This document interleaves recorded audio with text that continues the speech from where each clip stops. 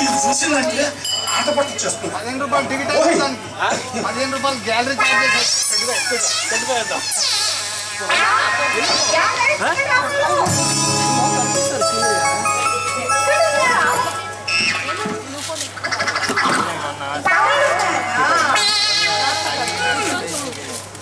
ఇక్కడ 2 ఫలిత కేశములు కలవు పతిదేవా, వాటి కూడా రంగేయకపోయారా? అయినా కాఫీ గ్లాస్ పట్టుకొని గావు కేకలాడుతుంటే ఆవు అందే. చూడండి శ్రీమతి గారు, మీరు గావు కేకలెట్టి నేను పొలి కేకలు పెడితే నీకు నాకు తేడా ఏమవుతుంది? అంటే నేను గావు కేకలు పెట్టి గయ్యాలి కన్నా మీ ఉద్దేశం? వద్దనండి, రేపే మొదలు కట్టుకున్నట్టు నాకు శాస్త్రి జరగాల్సిందే. లలిత ఇప్పుడు ఆ మాటికి రెంపమ్మ అని అనుకోకవే. నీకు నేను రెంపమ్మకి మాత్రం ఏం తక్కువ చూసాను చెప్పు. అయ్యో రామా, మీరు తక్కువ చేశారని నేను అన్నాలేదండి. అయినా మీరు తక్కువ చేశారో ఎక్కువ చేశారో తెలియడానికి ఏమన్నా చేసి చేస్తాయినా? పెళ్ళ ఇంత కాలమైంది, కనీసం ఒక అచ్చట లేదు, ముచ్చట లేదు, సరదా లేదు, చట్టబడలు లేదు, సినిమా లేదు, షికారు లేదు.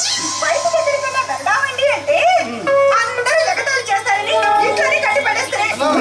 నీతో ఏం మాట్లాడినా చిక్కేనా? అయితే మాట్లాడకండి, కాఫీ తాగండి. మాటికి రెంపమ్మ అని ఎత్తిపోవడానికి ఉంటుంది. రెంపేమో అనకపోతే నవనవలాడే నవమన్మధులు పెడతారా? అయినా నా గ్రహచారం బాగాలేదు కానీ మిమ్మల్ని కాదండి, మా వాళ్ళని అనుకోవాలి. కట్టిన డబ్బులకి కక్కుర్తి పడి రెంపమ్మకిచ్చి కట్టబెట్టారే వాళ్ళని అనాలి. అవునా? అవును. కొమ్మని అనకపోకవే. ఏది నీ ఆలోచన అంతా 30,000 కట్నం. అదే చెప్తున్నాను. ఏం చెక్క అమలాపురం కుర్రాడు అచ్చు సినిమా హీరోలా ఉండేవాడు. ముష్టి 30,000 ఇచ్చినట్టయితే ఎంచక్క ఎగరేసుకొని పోయి ఉండేవాడు. అవునవును, 30,000 ఇస్తే అమలాపురం కుర్రాడు ఎగరేసుకుపోయేవాడు. 60,000 ఇస్తే ఆమదాల కుర్రాడు నువ్వు విజిలేస్తే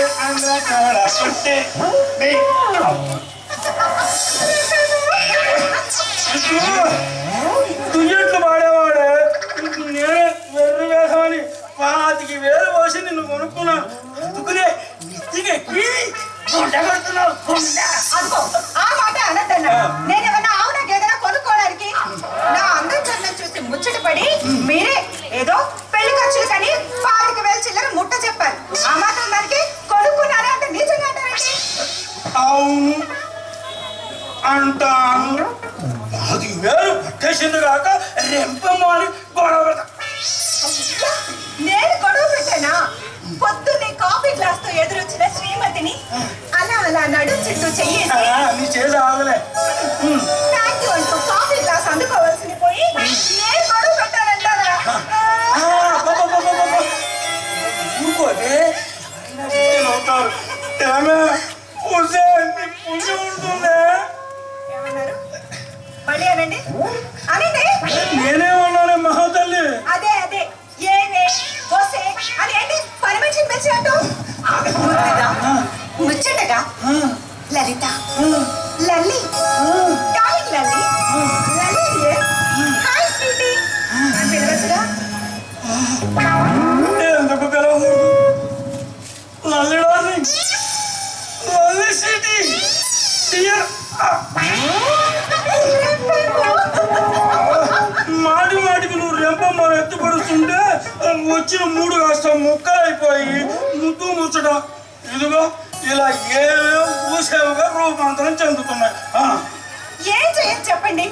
అప్పటికి ప్రతిరోజు నిద్ర లేవగానే దేవుడికి దండం పెట్టుకుంటాను. దేవుడా, ఈ రోజు మా ఆయన్ని ఏమీ అనకూడదు, అలా చూడు అని. కానీ మీ ముఖం చూడగానే అదే కర్మము వాటి అలా అలా పొందుకు వచ్చేస్తుందండి. కాళిదాస్కి కవిత్వం వచ్చేస్తుంది. ఓహో పాపం, అదేమన్నా తప్పు లక్షణమేమో. నేనేమన్నానే మంచి డాక్టర్కి చూపించుకుంటే మంచిది అంటున్నా. అమ్మాయిని పొద్దున్నే డాక్టర్ దగ్గర తీసుకెళ్లాలంటున్నావు, ఏదైనా విశేషమా ఏమిటి? అబ్బా పొద్దున్నే ఎంతో హ్యాపీ న్యూస్ చెప్పావురా. చూడమ్మా, అడగకూడదు కానీ ఎన్నో నెల ముందుకి వెనక్కి రెండో పిల్ల సంబంధానికి ఆమచుడు కూడా అన్నయ్య గారు. అదేంటమ్మా అలా అంటావు? ఇప్పుడు మా వాడికి ఏం వయసు అయిందని? 50లో పడ్డాడు. ఎట్ట పెట్టాలనే వయసుదమ్మా ఇది. రమేష్, నేను మగాడిని నువ్వైనా గుర్తించేవారా నా మగతనం ఏమిటో? నాటి స్నేహితుడు కాబట్టి మాత్రం అనుమానం ఉంచావు. ఇదిగో చదువుకున్న దానికి ఇంట్లో ఉంటున్న దానికి ఆ గుర్తింపు లేదు. నా గుర్తింపుకి ఏం అవసరం? ఈయన గారికి ఎంత తోస్తే అంత. ఏంటమ్మా అలా అంటావు? వాడు నీ మాట ఎప్పుడు బాధపడు. అయ్యో రామా, నేను మాత్రం ఏమన్నాను అన్నయ్య గారు? అసలు ఆయన నన్ను ఏమైనా అననిస్తే కదా కాదనడానికి. నేను అనడము లేదు, ఈయన కాదనడము లేదు. ఇదిరా వరస. కాలికి వేస్తే వేలికి, వేలికి వేస్తే కాలికి. దీంతో వేగలకి చచ్చిపోతున్నాను అనుకో. అబ్బో బాత్రూమ్ వెళ్ళలేదు. ఒక 2 నిమిషాలు కూర్చో. నేను ఇప్పటికెళ్ళి లోపలికి వెళ్ళి ట్రై చేస్తా.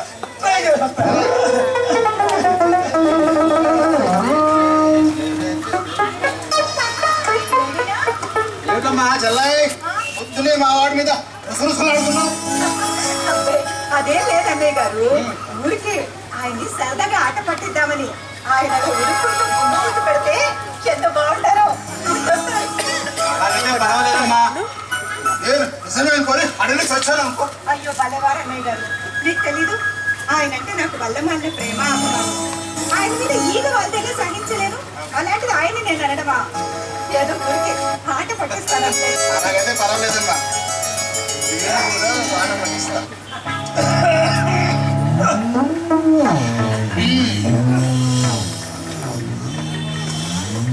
అబ్బా, ఇప్పుడు రిలీఫ్గా ఉంది. వచ్చారా? స్నానం చేసండి, బాగా టిఫిన్ రెడీ చేస్తాం.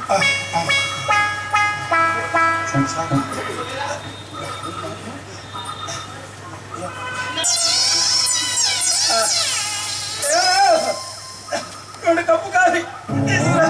ఇక్కడ కదా సేవించారు, మళ్ళీ కాఫీ అడుగుతారేంటి? కోసం కాదే, రమేష్ వచ్చాడు. నేను ఇంటి నుంచి వచ్చాను, తాగి వచ్చాడు అమ్మా. నా వంతు మీకోసం కాదన్నయ్య గారు, మీ వంకతోనన్నా ఇంకో కప్పు కాఫీ తాగొచ్చని. ఇలా కాఫీ మీద కాఫీలు తాగడం, ఆరోగ్యం పాడు చేసుకోవడం, అబ్బా నడుం పట్టుకోవడం.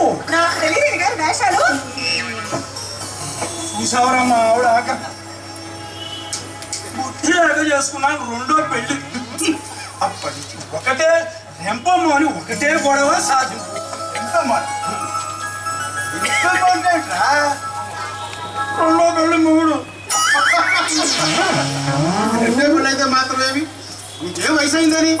అయినా ఆమె కోర్లువన్నీ ఆగమేఘాల మీద సమకూర్చునే ఉన్నావు కదా, మళ్ళీ రసరసలు ఎందుకు అంట? అదేరా, ఆ విషయం కరెక్టే. కానీ నువ్వే చెప్పు, తనకి ఏం లోటు చేశారని. మొన్నటికి మొన్న బంగారం లాంటి పొలం అమ్మి పోయిందని నగలు చీరలు కొనిచ్చానా?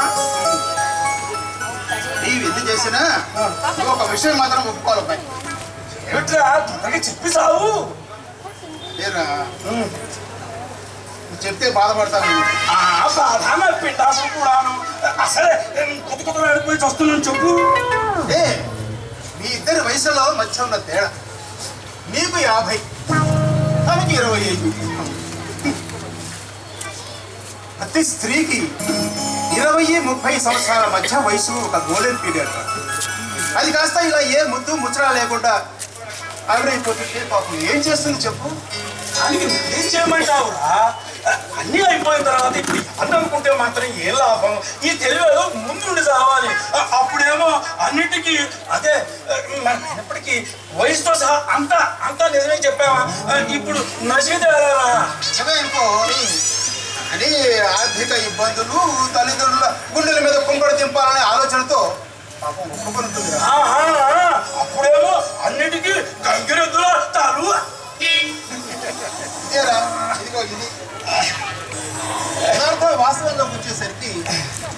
కానీ ఏం కోల్పోయిందో తెలిసి వచ్చింది. దాంతో జీవితంలో నిరాశ, నిస్పృహ. ఆ పోగొట్టుకుంది ఇవ్వటం కోసమే కదా విటాక్స్ టాబ్లెట్ మింగుతున్నాం, సిరాజిత్ మాత్రలు వేసుకుంటున్నాను, హెయిర్ చేస్తున్నాను, గాళ్ళ నుండి టీ షర్ట్లు పెడుతున్నాను. భలే, ఇంకా ఇంకా ఏం చేస్తున్నావు? మొన్నటిగా మొన్న మా పక్కింటి వాళ్ళు చిన్న బొచ్చు కుక్కను కొనుక్కున్నారు నా ప్రాణానికి. మనకు అదే కావాలి అని చెప్పని కురిసింది. సరే కదా అని చెప్పని కుక్కలు అమ్మే వాడి దగ్గరికి వెళ్ళి అడిగితే వాడు ఆడుక చదువుతూ ఉంది, దీన్ని రాపిస్తానన్నా. ఆ మాట తనకు వచ్చి చెప్తే ఏమంటో తెలుసా, మనకన్నా కుక్కలు నవ్వరా బాబు నవ్వు, నీకేం నవ్వుతావు, నా బతికే కుక్క బతికే నచ్చింది, నవ్వకుండా ఏం చేయాలి చెప్పలేవరా. సుందరం, ఇవన్నీ నీ వయసును దాచిపెట్టాలి కదా, కానీ కోల్పోయింది ఎవరైనా తిరిగి తీసుకురాదు. అవును వాస్తవమే, అందుకనే కదా నాకు కారణమన్నీ ఇస్తున్నాను, తనకు కావలసినవన్నీ చేస్తున్నాను. అదే కానీ ఏం చేసామంటావు చెప్పరా. నా విషయం పట్టేలాగా ఏదో ఒకటి ఆలోచించాలి. కొన్ని దేవుళ్ళన్నా ప్రార్థిస్తే ఉపయోగం లేకుండా ఉంటుందన్నావు. దేవుడు అంటే బతికున్న దేవుడా? అంటే బాబాలనే నీ ఉద్దేశం?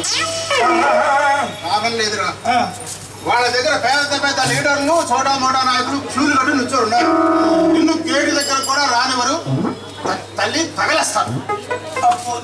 చోటా బాబాలైతే వాళ్ళు నీ దగ్గర డబ్బు గురించి ఎంజాయ్ చేస్తారు, కానీ నీకేం ఉపయోగపడరా. అయినా వాళ్ళ దగ్గర ఏం మహిమలు తెచ్చాయి కనుక ఏం చేయమంటావు? ఉన్న దేవుడు లేకపోతే ఏమిరా, స్వర్గంలో ఉన్న దేవుడు ఉన్నారు కదా, వాళ్ళు తప్పకుండా రాయబడతారు. అంటే ఐడియా సాయిబాబా మోస్ట్ పవర్ఫుల్. ఏది షిరిడి సాయిబాబా? లాభం లేదురా, ఆయన ఇప్పటికే పాపం ఓవర్ బడ్డీలు అయిపోయాడు. ఈ అర్థరాధ ఆయన చెవులు పడదు, లాభం లేదు. లాభం లేదు. ఆంజనేయ స్వామి అయితే ఆంజనేయ స్వామి, అరే ఆయన అసలే బ్రహ్మచారి. ఇలాంటి పిచ్చి పిచ్చి సలహాలు అడిగితే తోకుచ్చుకుని దాన్ని పీకుతాడు. ఇప్పుడు నీ సంగతి దేవుడు ఎదుగు, నీ భార్య రెండు పెళ్ళం అవుతుంది.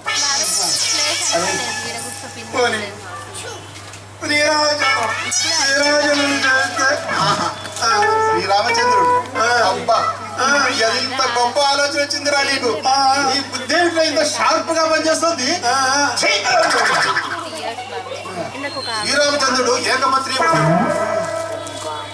అసలు రెండో పెళ్లి ఎందుకు చేసుకున్నావు అని ఒక బాణ వేశాడనుకో, వారిలాగా చచ్చిపోతా.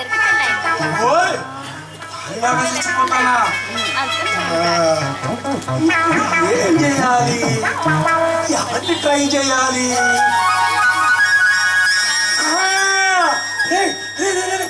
కృష్ణుడైతే ఆయనైతే 8 మంది భార్యలు టైం సాటిస్ఫై చేస్తున్నాడు.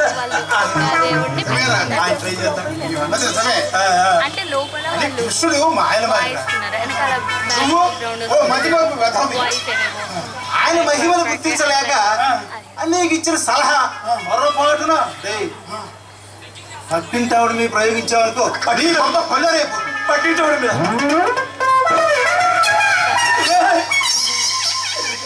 పట్టింటాడు ఆయన పర్వాలేదు, బాగుంటుంది. అంటున్నారు వాళ్ళని ఉద్ధరించింది చాలకనా? పక్కింటి ప్రమేణ మీద కన్నేశారు. ఏమీ లేదు పక్కింటి వాళ్ళ ఆయన పెద్ద ఆఫీసులో ఆఫీసరుడా, నీ తమ్ముడట్టాకు పని పాట చదువు సంధ్య లేకుండా రోడ్ల మీద నాటకాలు సినిమాలని బాధుగా తిరుగుతున్నాడు కదా, వాడికి ఉద్యోగం అడుగుదాని. అంతే అంతే అంతే అంతేలేండి. ఆయన నేను మాత్రం ఏమన్నాను, మొన్నటికి మొన్న ఆ పక్కింటి ప్రమీణ వాళ్ళ ఆయనతో కలిసి సినిమాకి వెళ్ళి వస్తుంటే ఎవడో హాయ్ ఆంటీ అన్నాడంట. అంటే 10 నిమిషాల్లో అర్జెంటుగా వాడిని ఆటోలో ఆసుపత్రికి తీసుకెళ్ళారు. అయినా ఇవన్నీ మాకెళ్ళి చూస్తున్నావే? ఎందుక మీరు చెప్పిన హరికథకి త్వరగా స్నానం చేసిరండి, టిఫిన్ పెడతాను. ఇదిగో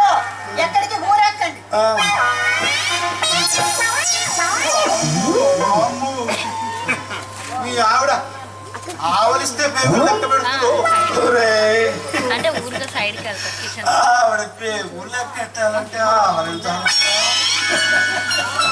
చూసావుగా ఆవిడతో ఎలా వేగుతున్నాను. మోకాలు చెప్పకి బోడి గుండికి మూడి పెడుతుందిరా. ఏమిటి వదిలేటివే ఇప్పుడు ఈ వయసులో నాకు పిల్లలు ఇస్తారా? ఇస్తే చేసుకుందామనే. చూడు ఇప్పుడు ఎక్కడున్నావు? మా ఇంట్లో శ్రీకృష్ణుడు లాభం లేదనుకున్నాం కదా. ఇక మిగిలింది అష్టదీపాలకులు గ్రామదేవతలు. అష్టదీపాలకులు అంటే ఎవరా? ఏరా 8 దిక్కులకు అధిదేవతలు. అంటే వాయువు, అగ్ని, వరుణుడు, ఇంద్రుడు. ఐడియా ఐడియా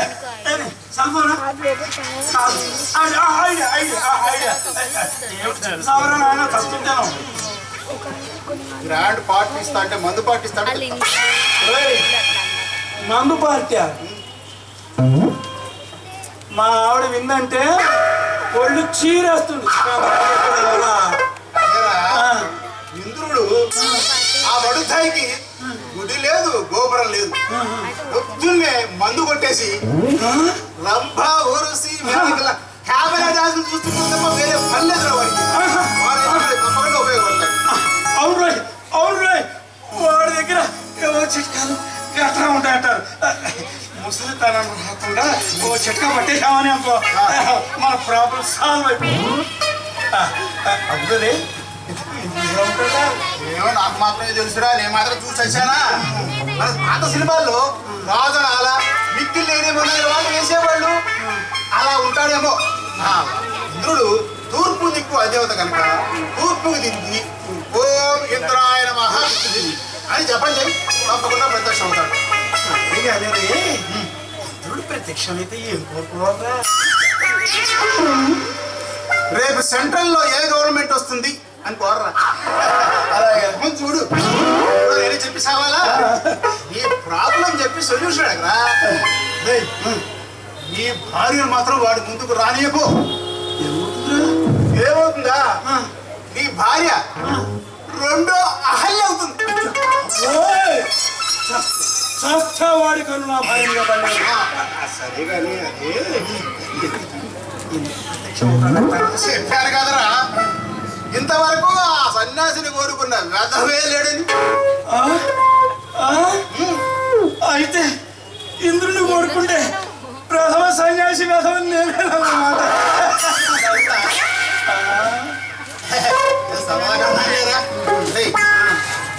దమ్ము కొట్టలేదు, తీకేస్తాను. దమ్ము లాగొస్తాను.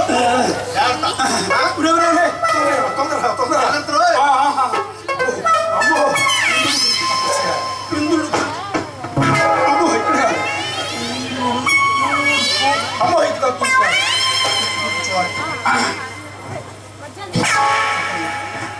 ఇప్పుడు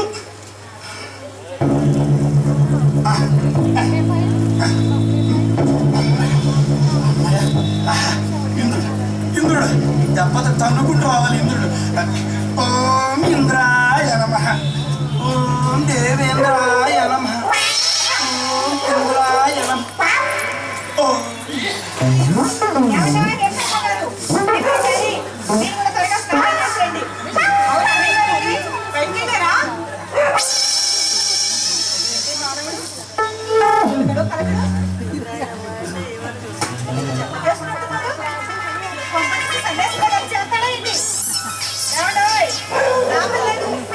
సన్యాసులు కూడా వాళ్ళగా చేర్చుకోరు.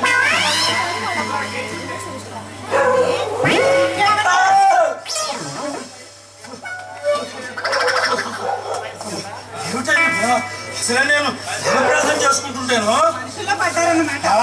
అవును, చాలా అంటున్నారు. ఏ దేవుడండి? ఎవరిది? ఇంద్రుడు. ఇంద్రుడా? ఏదో స్వర్గంలో ఉంటాడంటారు. ఆయనడేనా? ఇప్పుడు భర్త చేసిన పుణ్యంలో అంటారు కదా వస్తుందా? అయితే నాకు సంగతి ఏం చెప్పు భర్త చేసిన పుణ్యానికి రంగ దొరికితే భార్యకు దక్కిన పుణ్యానికి ఇంద్రుడు దొరుకుతాడా? దొరుకుతాడా? అదే కానీ సందేహం నిక్కువమే దొరుకుతాడు, అది సాధ్యమే. ఇక నీకు సందేహమేలా బాలా? అమ్మో దీని మీద పడితే అమ్మో అమ్మో కుదరదు కుదరదు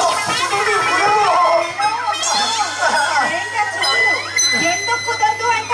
మగాళ్ళ కొరువులు ఆడవాళ్ళ కొరువులు. మీరేమో రంభా ఊర్వశిల క్యాబరే డాన్సులు చూసుకుంటూ చొంగలు దాచుకోవాలి. మేమేమో ఇక్కడ పట్టు చీరలు సావళీలు కట్టుకొని మీ క్షేమం కోసం పూజలు వ్రతాలు చేయాలా?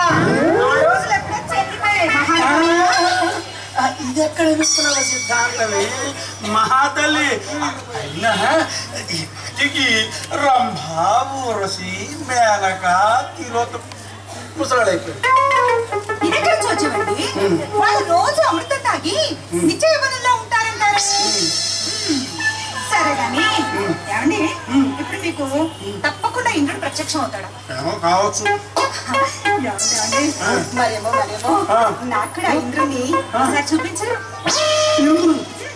నీక అమ్మో వాడు అసలు మంచోడు కాదే. వద్దు వద్దు వాడు. అది కాకపోయినా బృహస్పతి తనతో పాటు స్వర్గానికి తారని తీసుకెళ్ళేవాడు కాదు. అందుకని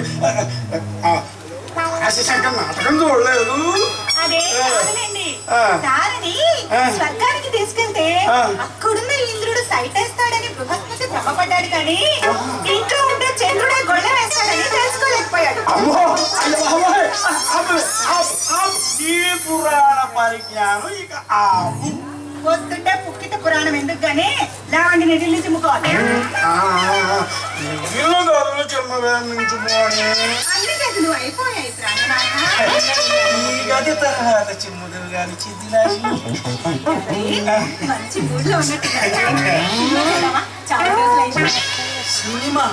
అబ్బో ఎవరన్నా చూసారంటే పడుచు పెళ్ళం ముసలి మొగుడు అని ఒకటే గేలు చేస్తారే. ఎవరో ఏదో అనుకుంటారని ఇంట్లోనే కట్టు పడేస్తే ఎలాగండి? అయినా నాకు లేని బాధ మీకెందుకు? లలిత ఏం లేదు, మనం కూడా సినిమాల్లో హీరోయిన్ లాగా ఇట్లా ఉంది.